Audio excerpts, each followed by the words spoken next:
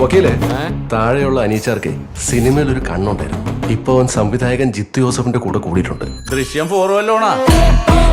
ഇതില് ജോർജ് കുട്ടി ഇല്ലാത്ത സമയത്ത് ക്ഷണിക്കപ്പെടാത്ത മറ്റൊരു അതിഥി വീട്ടിൽ വന്ന് പ്രശ്നം ഉണ്ടാക്കുന്നുണ്ട്. സാറ്റ് കളിക്കാൻ ഞാനും കൂടാ. അല്പനേരം നീണ്ട പിടിവലിയിൽ അദ്ദേഹം നമ്മളെ വിട്ട് പിരിയുന്നു. കൊലപാതകോ? ഇവിടെ ഇട്ടോ കൊലയാ. ഉടനെ ഒരു തീരുമാനം എടുത്തില്ലെങ്കിൽ അത് അവിടെ കിടന്ന് ചീത്തയാവും. എന്തൊക്കെയാ ഇവിടെ സംഭവിക്കുന്നത്? ഒരു സെറ്റ് കൊലയാളികള്, ഒരു ശവം. നമ്മുടെ ഈ അവസ്ഥയൊക്കെ മനസ്സിലാക്കി നമ്മളെ സഹായിക്കാൻ ഈ നാട്ടിൽ ആരെങ്കിലും ഉണ്ടോ? നിങ്ങളുടെ ഭ്രാന്ത് മാറിയതല്ലേ? പോടാ പറ്റി. നമ്മള് മാത്രമല്ല, വേറെ ആൾക്കാരുണ്ട് അവന്റെ ലിസ്റ്റിൽ.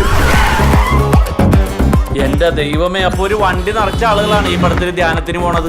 രണ്ടമ്മമാരിൽ ഒരേ ചായയുള്ള 2 മക്കളോ? അതെ. അങ്ങനെയൊക്കെ പറ്റുമോ? എന്റെ അച്ഛന് പറ്റും. ഇവനീ പറഞ്ഞതിൽ എന്തേലും കള്ളത്തരം ഉണ്ടെങ്കിൽ അവനിപ്പോ തിരിഞ്ഞു നോക്കും. അവൻ നല്ല എ ക്ലാസ് ഉടായിപ്പാ സാറേ. ഒരു നാടിനെ മുഴുവൻ പറ്റിച്ചോ? നാട്ടിനെ പറ്റിച്ചാ പോരെ, ദ്രോഹിക്കണ്ടല്ലോ. വേണം. ഇതൊക്കെ വലിയ റിസ്കാ. ഏയ് അതൊക്കെ തുടക്കത്തിൽ തോന്നാ. ഇന്നായി കഴിഞ്ഞ പിന്നെ ഭയങ്കര ത്രില്ല. ഇതെങ്ങാനും പുറത്തറിഞ്ഞാലുണ്ടല്ലോ കുടുംബത്തോടെ തോന്നും. നീ പോടാ, വഴി നോക്കാം.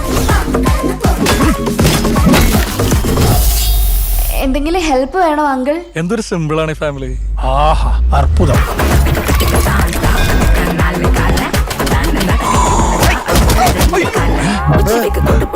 മകഴിച്ചി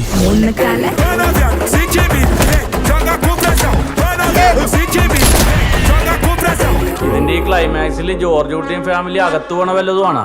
മിക്കവാറും. അയ്യേ, ആ ജോർജ് കുട്ടിനെ ഒന്നതിന്ന് ഊരിക്കൊണ്ടുവരാൻ പറ്റുമോ? ഫാമിലി മൊത്തം അകത്ത് പോയിക്കോട്ടെ, അവറ്റകൾക്കുണ്ടല്ലോ ഉപദ്രവം.